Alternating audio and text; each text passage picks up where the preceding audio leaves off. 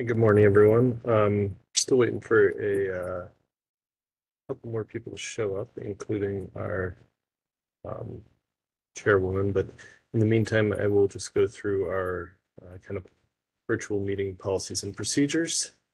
And then hopefully by the time we're done with that, we'll have quorum. We can call roll and get started. So this is the August 15th, 2024 meeting of the Historic Ohio City Design Review Advisory Committee. The virtual meeting regulations and procedures are as follows. The meeting shall be conducted according to Robert's Rules of Order. Actions during the meeting will be taken by roll call vote. Recusal due to a conflict of interest should be stated for the record prior to the start of any presentation. The recused committee member will then leave the meeting for the duration of the case discussion. The chair will call the meeting to order and ask for a roll call of the committee. The administrator will introduce the first project. The meeting will then be turned over to the applicant to proceed through their presentation. Each presentation should be completed prior to questions and comments from the committee. Once the presentation is concluded, the administrator will provide background information if applicable, will read any received comments. The committee will then begin deliberations and project review. Please use the raise hand feature if you'd like to speak. After deliberations and review concludes, the committee will render its recommendation and/or motion. The applicant may leave the meeting after their project review is complete. All projects will follow the same format until all projects are heard by the committee. Once all projects are heard, the chair will call for any committee/administrative reports. And after all reports have been heard, the chair will adjourn the meeting. Regarding community comments, any and all community members may provide their written comments, thoughts, or questions regarding projects presented to the committee. Community members may also telephone their comments or questions to the committee administrator. All comments, thoughts, or questions must be submitted to the committee administrator no later than 48 hours prior to the start of the meeting. Public comment received after the deadline will not be heard by the committee. Public comment will be collected by Landmark staff and then sent to the committee members for review prior to the scheduled meeting, and then Landmark staff will summarize the received comments during the meeting. The applicant of the project is under no obligation to answer any community questions. Community members are invited to attend the Design Review Advisory Committee meetings, but there will be no open public comment period. As a reminder, all projects are being reviewed using the Secretary of the Interior standards for rehabilitation and are being considered for the issuance of a certificate of appropriateness. All projects are considered on a case-by-case basis, and the Historic Ohio City Design Review Advisory Committee makes recommendations to the Cleveland Landmarks Commission. These recommendations are not final actions. Depending on the scope of the project, submissions may be approved administratively or will need to be reviewed by the full Cleveland Landmarks Commission. If that's the case, projects will be scheduled at the next available commission meeting after an action is taken by this committee. So with that, it does look like we have quorum. I don't see, unless I'm missing, I don't see our chairwoman here. So I believe Mr. Talley, that would make you the chair for today. Sounds good. I hereby, I guess, call the August 15th Historic Ohio City Design Review Advisory Committee to order. Could you call roll? All right, Ms. Anderson? Here. Ms. Flaherty? Here. Mr. Frondorf? Here. Ms. Land? Here. Ms. Marinucci? Mr. Miller? Here. Mr. Persons? Here. Mr. Talley? Here. And Mr. Trevisano? Here. All right. Mr. Chairman, we do have a quorum. I'll also note that myself, Dan Musson, and Jessica Beam from the Landmarks office are also present. It looks like we just have one case today. It's case HOC 24-25 at 3508 Woodbine Avenue in the Ohio City Historic District. Gialanza residence renovations. I apologize if I didn't pronounce that right. Looks like we have Paul Began, Susan Broadwater from Began Architectural Design, and I believe the property owner is here as well. So with that, Paul, Susan, I will let you guys get into your presentation. Just let me know when you want me to advance the slides.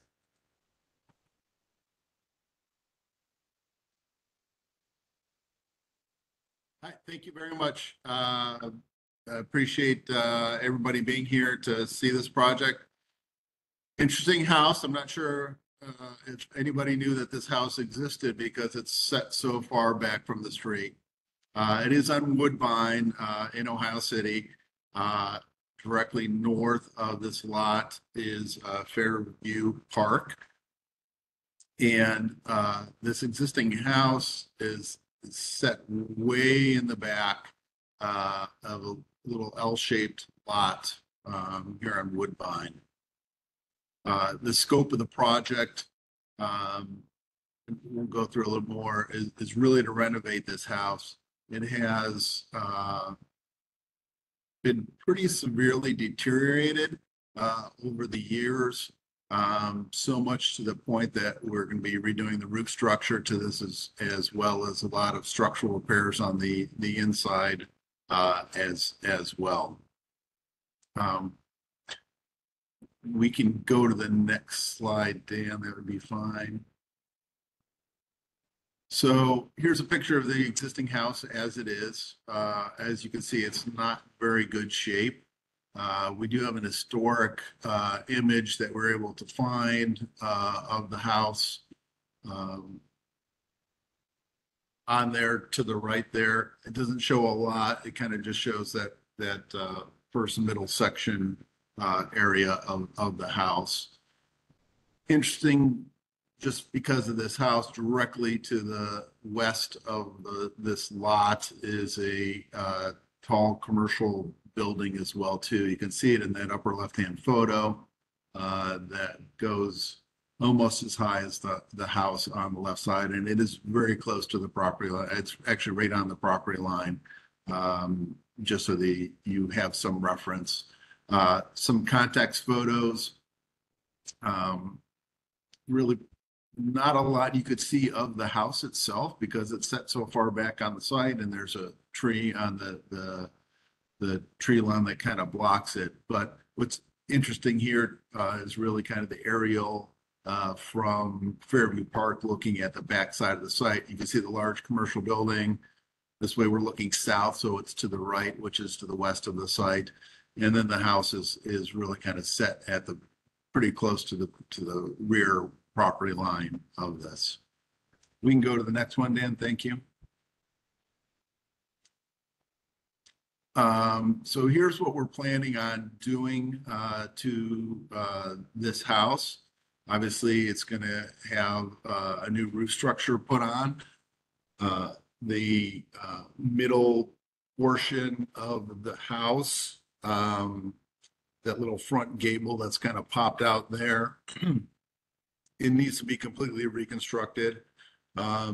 It really never really had any good footers or foundations underneath it, and it's falling down. So that part is reconstructing, and we're reconstructing that gable there as well too.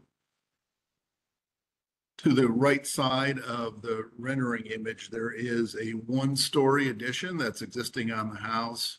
We are adding a second-story addition on there and adding a second gable to it.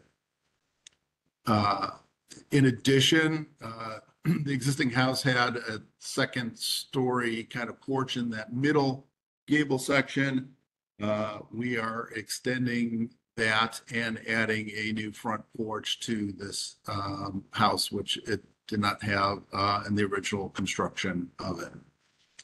All new windows, all new exterior siding.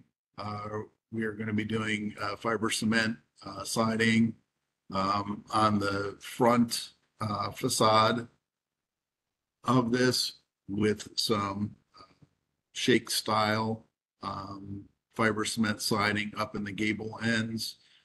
The sides and rear of the house will have vinyl siding to it. As far as the other materials, the porch is going to be constructed out of wood with wood handrails on it. White trim, obviously with the new roof structure, a new asphalt shingle roof. We can move on, Dan. So here's the materials that we're going to be using. You could see the fiber cement siding that we're planning to use, as well as the vinyl siding, the wood that we're using for the columns and posts on the porch, and the light color wood railing. Different from this, though, that we're going to be doing the spindles on the railing are going to be painted dark color to match the windows. We go to the next one. These are really just for reference, so you can kind of see what we're doing with it. So the existing house, first floor is pretty much the same footprint that it was. Where we are making additions is, again, that central gable piece, which is being reconstructed and putting new foundations underneath that piece as well. We can go to the next one. Second floor, just so you can see that central gable with the porch that's being reconstructed there as well too. And then on the one-story addition to the east side, our plan right is where we are going to be adding second floor addition atop that existing one-story that's there. We go to the next one. Elevations, probably not as descriptive as the renderings do to kind of show, but you can see where we're adding a front porch on the first floor adjacent to the central gable portion, and also extending that second floor porch off to the left and west side. Again, on the right side of the front elevation, we are adding a second story to an existing one story addition that was put on the house sometime in the past. We can go to the next one, Dan. And we bring this up for reference really only, as it doesn't have really a backyard. We are going to be adding a front patio to this structure. And then some point in the future, nothing has been planned or designed.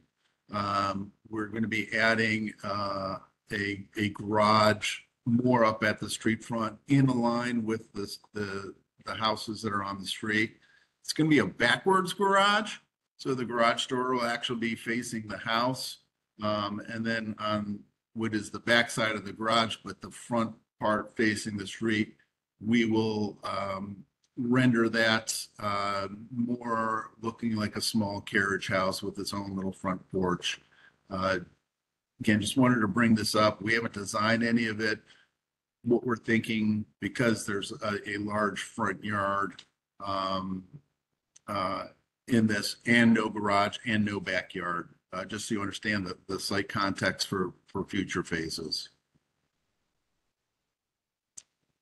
So I think that's about it for the presentation. Maybe best, Dan, to go back to the renderings to answer any questions that we may have from the group. Yeah, just before the committee gets into it, well, we had you down for schematic review. Is that still what you're looking for? Just schematic design feedback as opposed to final review? Yes. Okay. Yeah. So they're just so the committee knows that, we won't be making any motions or voting. This is purely to provide feedback to Paul and his team, so they can kind of put the final touches, and then they will make the same presentation with the Landmarks Commission, then come back to you guys for final when they're ready. Sounds good, Dan. I guess I will go first. I only had a couple of comments. One, I was wondering if you knew, and can't really tell from the photo, but I was wondering if you knew if these colors are um, close to the original or anywhere near the original that were on the building. It's hard to tell what the original was. It was a lighter color for sure because it's a black and white photo. So it could have been probably a gray color. Is what I'm thinking, only because in the black and white photo, and I don't know if we want to go back to that at all. There is a contrast between the trim, which I think was originally white, and the body of the house. Right now, the existing house is white with it's just plain wood trim. Gotcha. And you know, that trim that was on there is not anywhere close to what was originally on any of the windows before either. Okay. Yeah, I mean, it makes total sense to me. I guess the only other thing I was looking at in that photo was the porch, kind of the poles supporting. They look like they had a little bit of additional detail, and I guess I was wondering if you guys had thought about kind of recreating any of that. Because of what we're doing as far as adding the two-story porch onto it, on the front, and I'm not sure if you want to go back to the renderings or not, Dan. Part of that construction needs to be a little bit heavier and heftier, right? Totally, So totally understand. yeah, Yeah. the posts are a little bit more solid with that, because we're holding up, not just the second floor of that piece, but also the second floor of the deck as well. Right. Um, I guess other than that, I think it looks pretty good. I guess I do sort of wish I could see, and maybe if you guys are coming back, maybe taking a photo of the rear, um, just so we could see a little bit better of the context. I know Google Street View isn't really showing too much of it. It's showing like heavy trees in the front because it's so far back. But I feel like I would like to see at least the rear, a photo of the rear from the park, um, just to see what's happening. I mean, I used to have it modeled, but I just like to see what's going on back there. Yeah, we can do that for sure. I mean, it is there are a couple windows on that side, different with this design, again, because it is so close to the park. And there's not much landscaping on the park side even, and really not a whole lot of space for us to add in landscaping between the house and the fence. I think we only have like 4 feet or something there. With all of the private spaces there, I think if we were farther away, we would, have more full-size windows. So the windows are purposefully smaller windows so that for inside the house, there's visibility, but it keeps privacy from being so adjacent to the park. Right. I guess my thought is I know you're putting vinyl on the sides and the rear. I'd be curious to see kind of what the rear looks like. Yeah, what the rear looks like from the park, and Yeah. is it kind of a good presentation? But that's about it. Anybody else? Yeah, I'll jump in. Paul, I think this is a really nice design. I think the addition of the gable is sensitive to the structure. My comments are all material based. And I, by the way, the garage, the future garage, I like. That's very smart how you did that, and I think that would be a nice touch down the road. The materiality, the vinyl on the side and rear. The problem is that the rear is more of the public facing than the front itself, even because it's facing the park. And I wondered if you would consider having the hardy or the cement fiberboard application on the rear of the park facing side as well. And then vinyl on the sides, which are lesser visible. Yeah, we could take that under consideration for sure. Okay. The project is right now out to some contractors to get some budget pricing so that we know where we're at with the whole thing, but we can look at that for sure. Okay, that's, if I were to rank my comments, that would be my number one, is to have the park facing side not be in vinyl. And then the hardy itself, I see you show like wood grain on there. We typically ask that it be smooth and not wood grain hardy. On the windows, can you tell us what type? It was unclear to me what materials the windows are made out of.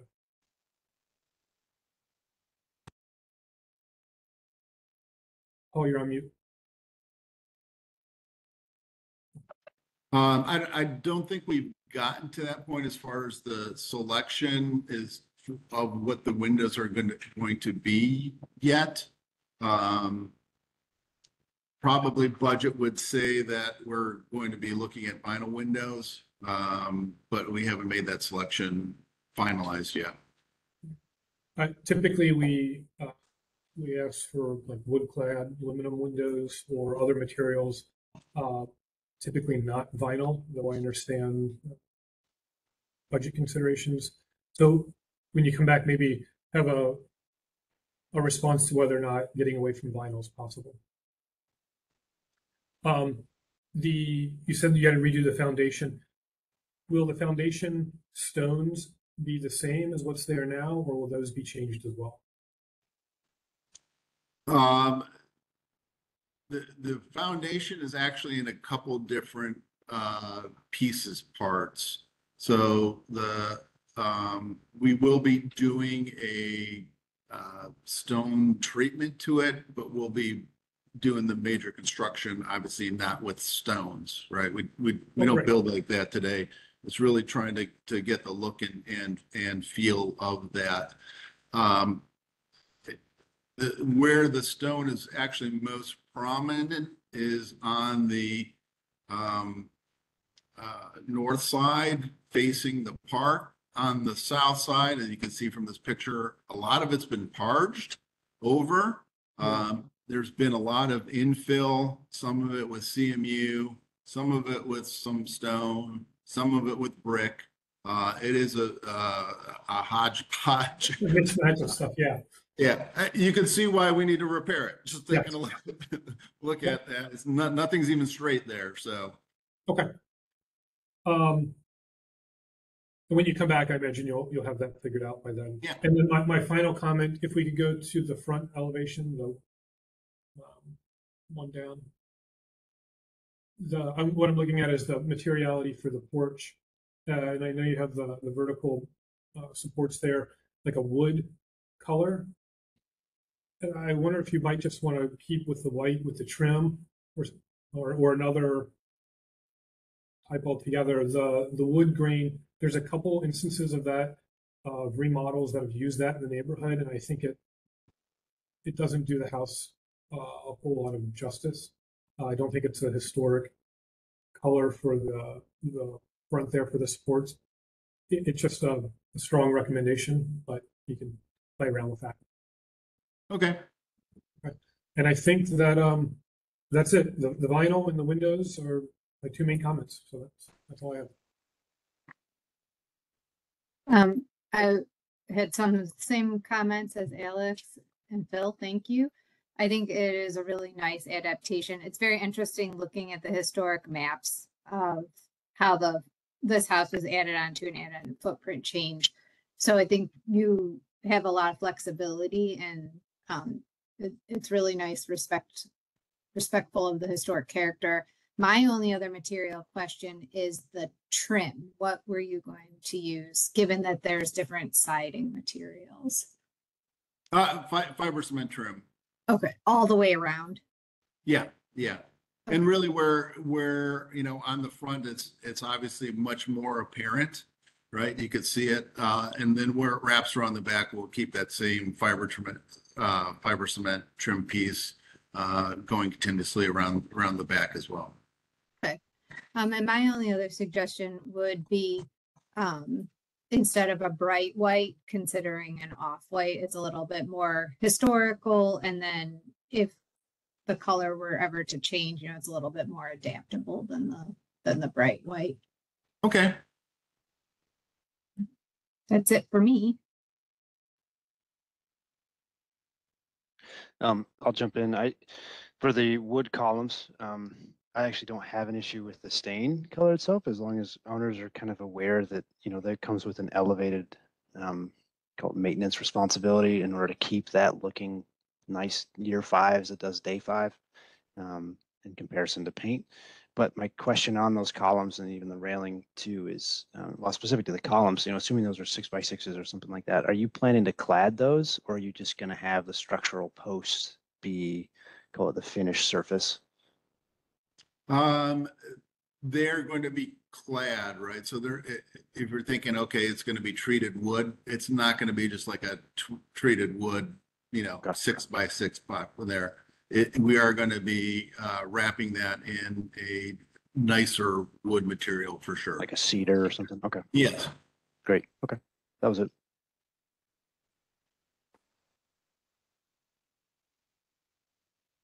Anyone else?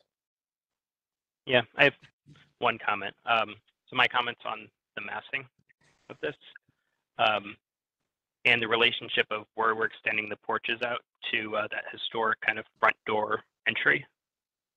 I think maybe something to consider is kind of if we could pull those porches back maybe in line with where you have the rec room on the first floor.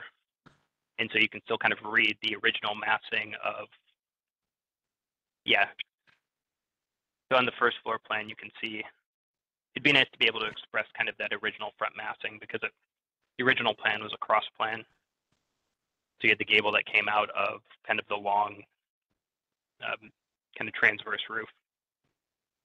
And so just kind of pulling the prominence back to that front porch would be nice at the main entry. Yeah, and I can tell you, we did just want to respond to that because we did put a whole lot of thought into how this worked out. So right now, the door is actually a little bit farther to the left, of which when that happens and in the future we put a garage there, you're not going to be able to see the front door as prominently as you would if it's moved to the right. So we purposely moved the door to the right so that when you look down the driveway, you're facing the front door and it's pretty clear, you know, for people coming to the house where the front door is. So that's why we mixed a little bit with the massing on there. We did on the first floor bring that forward a little bit as well too, to give a little bit more massing and bring that front door up a little bit farther. So if you look at the floor plan for that, you can kind of see we you know, took an opportunity to say, okay, yes, we have a front porch across the front, but the front entry porch itself was a little bit smaller to kind of create that you know, semi-public to private area when you walk up to the front door. So I understand exactly what you're saying, because we did think through the best way to make that front door sequence apparent from the street and into the house, and creating those little public-private pieces, which front porches and stoops and front doors are supposed to be doing. Yeah, I think just you go back to the existing, kind of the current photo. So I think all I'm getting at is maybe not necessarily where the front door is, it's just having those porches come out to that same plane in the front, even stepping back with those porches. Yeah. I think could kind of help still read the base form. And it is, I do recognize it is far back from the street. This in a way is not the same as the front. So suggestion. Okay.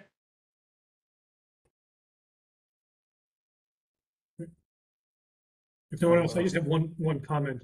Paul and to the owner, this house is in rough shape, and I really appreciate you guys taking the time and effort to rehabilitate it. and to bring it back into the contributing architectural member of the community. So thank you. Thank you. So does anybody else have any comments?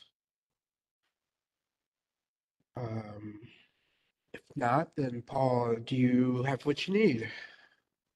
Anything else you Yes, need from us? well, I think so. I appreciate all the feedback and the comments, for sure. I mean, this is, I almost wish that this was up a little bit farther on the street because I think it would be a great addition to the street of having this property. But I think down the line, when we get to the front carriage house, however many years that may take, that'll help complete the street a little bit better. Okay. Well, Dan, I guess that's pretty much it.